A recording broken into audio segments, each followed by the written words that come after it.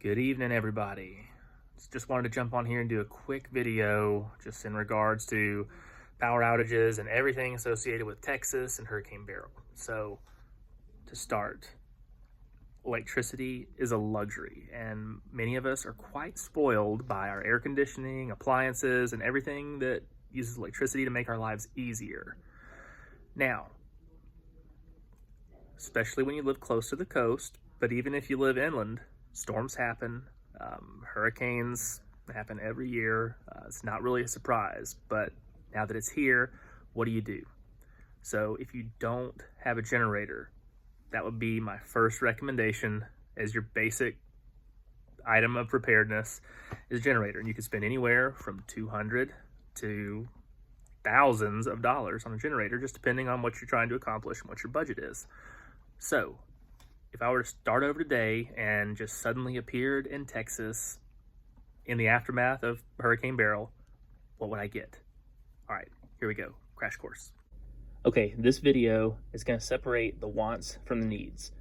Chances are, if you're sitting in Texas right now with no power to your home, right now, your needs are gonna be more important than your wants. So you may want all the nice, flashy gadgets and automatic start, electric start, remote start, dual fuel, I get it.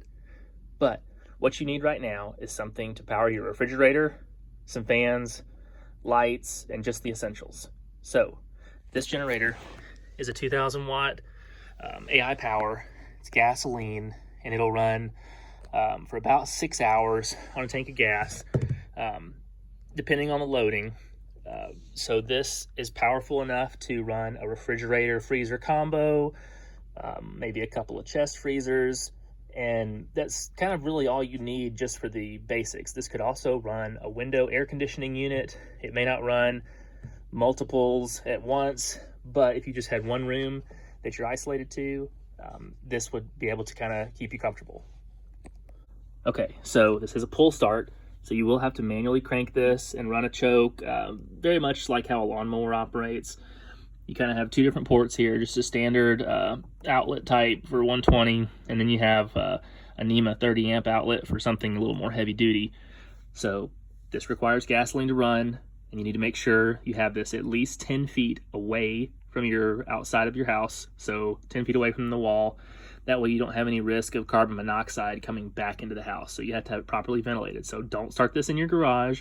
Don't start it in your basement. Start it outside and keep it at least 10 feet away from the house.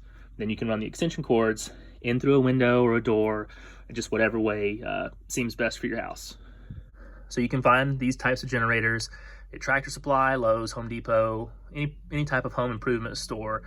Now, if your power is out right now and you live in Texas, you may have to drive a little bit further to find one, and you may have to pay a little bit more money. So in an ideal situation, you would have this before the hurricane started, and you would have found this on a good deal, something online where you can order it and have it on hand before the storm.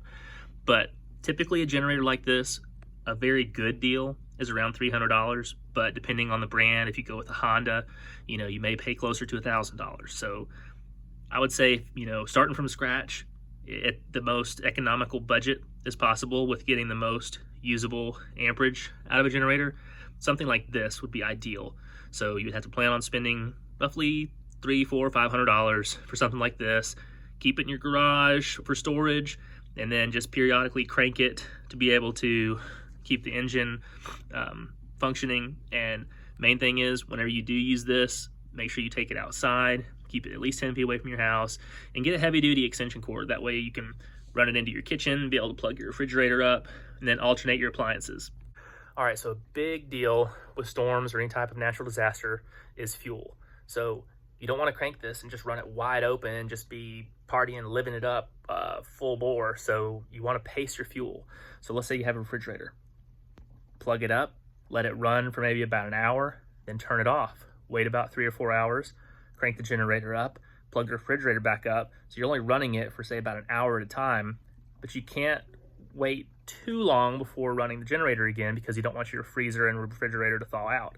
So you kind of have to find the sweet spot of keeping everything cool, keeping frozen goods frozen, but also not wasting your fuel, because half the time your refrigerator is not really running, but your generator is still using gas. So be mindful of that. Something else to consider is, what all do you plan on running with this? If you only have one small generator, but you have multiple refrigerators, you would need to alternate, because maybe together this might not be able to tote both refrigerators, but you could pace them and alternate. So have one refrigerator running for an hour, swap, plug in the other refrigerator, run it for an hour, and then give them a break. So pacing your fuel and your load is very important to consider. Now, this generator is powerful enough to run a microwave. So the problem is microwaves use a lot of electricity in a short amount of time. So you may not be able to run other appliances, but you can alternate. Another consideration is, if you do not have any type of portable air conditioner unit or a window unit, you may be needing to run some sort of box fan in your windows to be able to circulate air during the heat of the day, or at least at night to be able to bring cool air in. So maybe have a plan for how would you plug in multiple items to this generator. You would need a power strip, and most of these generators, they have circuit breakers on them, so you're not really going to damage the generator. You just may trip out the circuit if you plug too much load into it. So pace your load, pace your fuel, and you'll be able to make it through this. And one more item, just to, I guess, rant a little bit. I know Entergy and Centerpoint are catching a lot of heat for, oh, the power's out. Why are you guys taking so long to get my power? Okay, power companies want you to have power because they sell you power and you buy that power. So it's in Centerpoint's and Entergy's best interest to get the power back on. The problem is the damage is so widespread. It just takes a long time to rebuild all those lines. So have a little patience.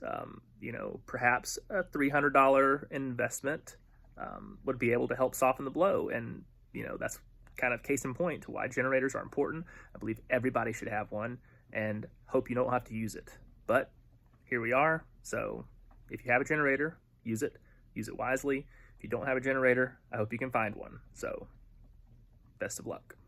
And if you find the whole conversation about generators too overwhelming, stressful, just click down through the channel. You can find some intro 101 to generators and just some other, I guess, learning curves and lessons learned throughout my adventure with generators. So, all right, hope you have internet. I hope you have power. Stay cool.